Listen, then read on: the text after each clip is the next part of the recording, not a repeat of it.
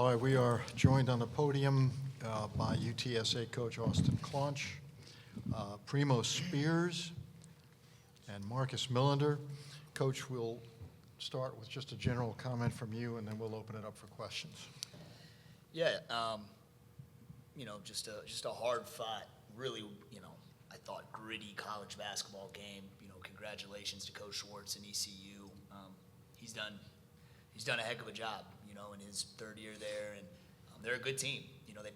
We've played 3 really, really competitive games with them this year, and they do some things that make some things difficult. And I thought tonight you saw in the second half.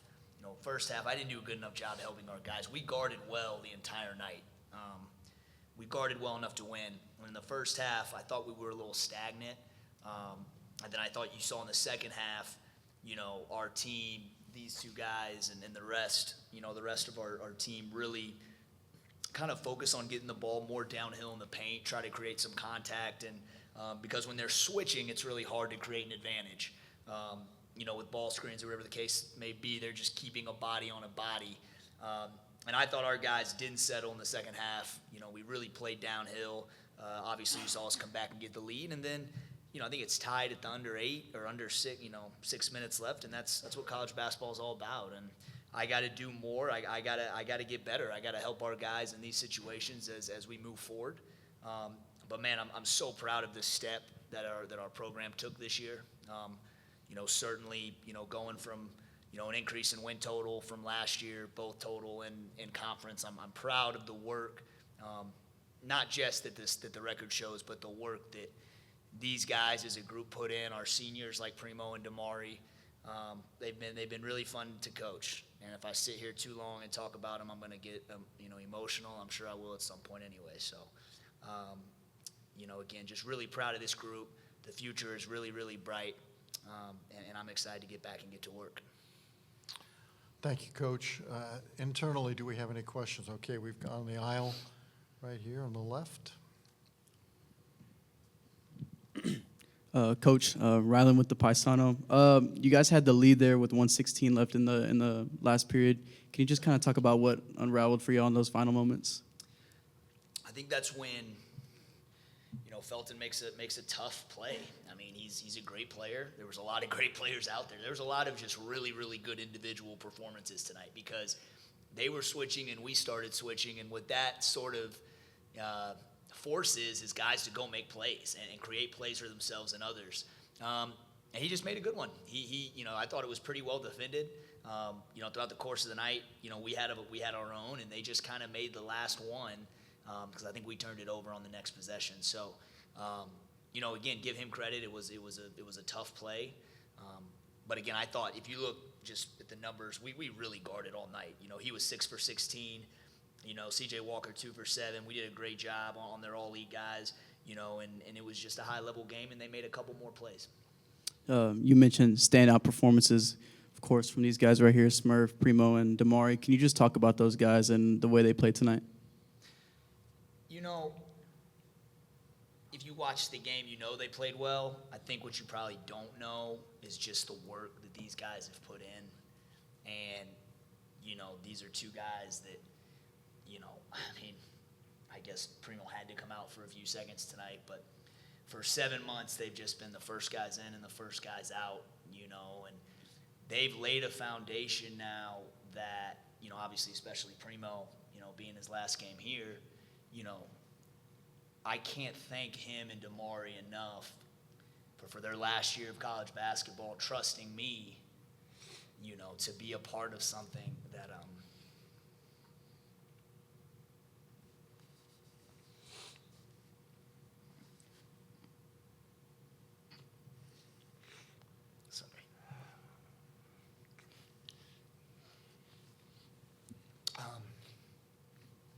I wish I could have done more for him. I love him, and I'm proud of those 2 guys. And, again, they're not the ones lifting the trophy, but they're going to be the reason. And, when we build our new facility here coming up and we do end up winning, these guys are going to be a big reason and a big part of it. And I'm really proud of the work and the commitment that they've shown, and I'm indebted for these guys. and they know I love them. And there's anything, there's nothing I wouldn't do for them for the rest of their life. Primo, your last game as a Roadrunner, can you just talk about, your first season as a Roadrunner, what it was like to be with Coach Claunch, and as you begin to you're one of the founding members of this new era that Coach Claunch is trying to build here at UTSA. Can you just talk about what it's meant to you and a little bit about him? It's just by far the best college year I've been a part of. The best staff, the camaraderie we've gained in the locker room in a short period of time. I've been part of 4, rebuilding years, to say, and this has by far been the best organized, the best well-coached group. And it just goes to show that he could do it at any level. He got us a month, 2 months into getting the job, and he put together a great roster, a great group of guys that have good character. And it just sucks that, I came up short, so I love him to death, and I can't repay him for the confidence and the respect that he showed me in the first day I got on campus. So. Smurf, your first year here as well. Can you talk about it from your perspective and what it's going to look like going forward with you? You're only a sophomore. My first year at UTSA, it's been everything that I wanted. From meeting new guys, from meeting new coaches, from meeting new people on campus, it's been everything I wanted, and I wouldn't trade it for nothing. Thank you, guys. Chuck, we have anybody on Zoom? We do. We can start with J.J. Perez, please. Austin, you mentioned the guys playing a bunch of minutes, and it's been this way for a good part of the season.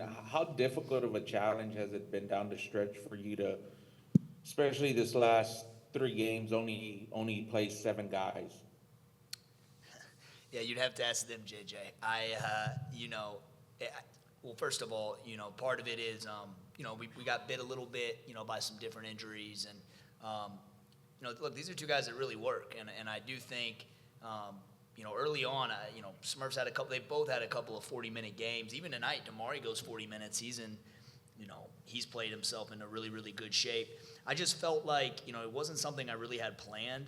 I just thought with the way the game was going, and I thought this particular matchup really called for Pre and Smurf to make plays off the bounce and create stuff for our team, because, again, they do a good job of keeping bodies in front of bodies, and so you got to have guys that can go make plays.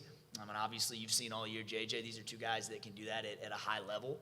And in a game that's going to be 1 possession, it's hard to think you can. Primo had, I think he had 3 with like 8 minutes left or 4, and we were close to immediate. And I thought about getting him a quick one, but you just.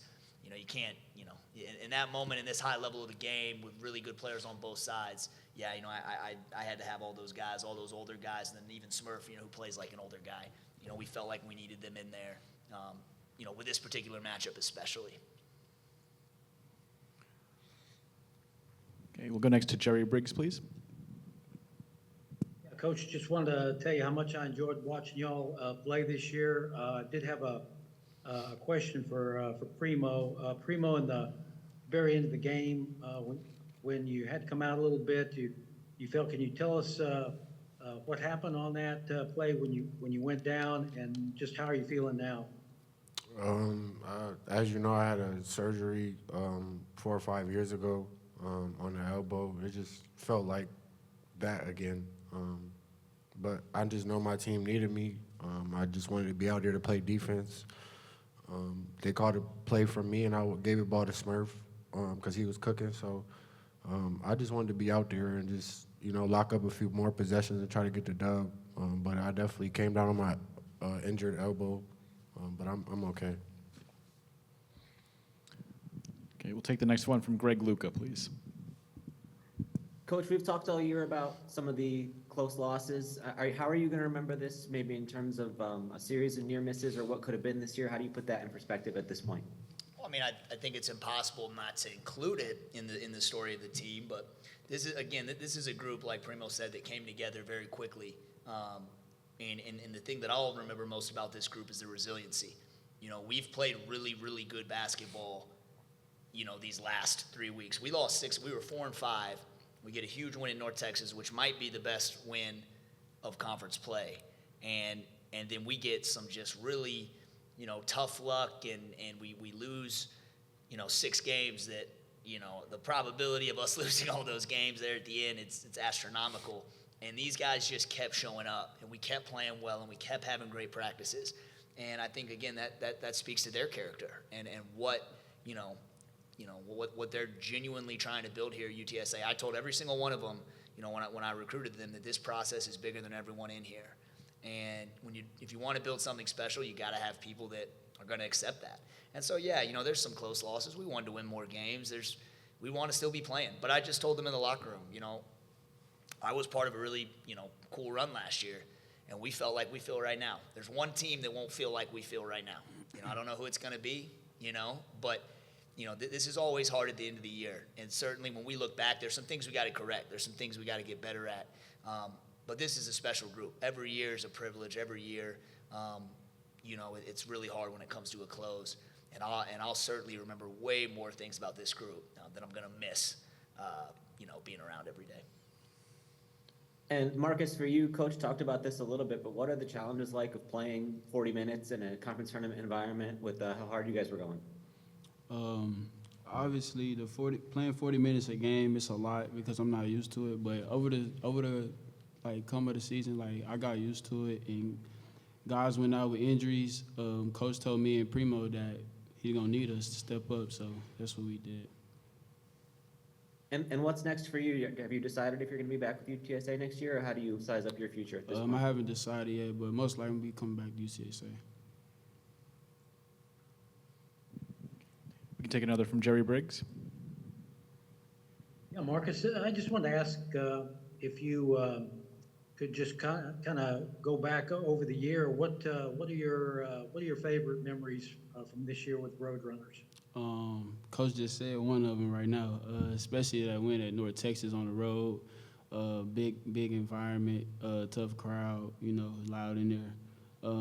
I say that one. And then playing the big schools on the road, St. Mary's, Arkansas, and those big crowds too, because I never played in those type of atmospheres before, so yeah. We talked about this a little bit the other day, but do you feel like you maybe made a point that maybe you proved something to yourself this year? You came in and you averaged like 9 a game last year. You were looking to take a step forward in a bigger conference. Do you feel like you maybe proved something to yourself this year? I wouldn't say necessarily prove something to myself, because I'm not necessarily trying to prove something to myself or prove something to other people. I'm just trying to improve on myself daily. So that's what I would say.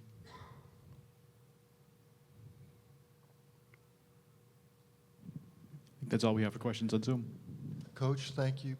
Players, thank you. Want to thank your SID, Michael Stambaugh, as well, for his help this week. Appreciate it. Birds up.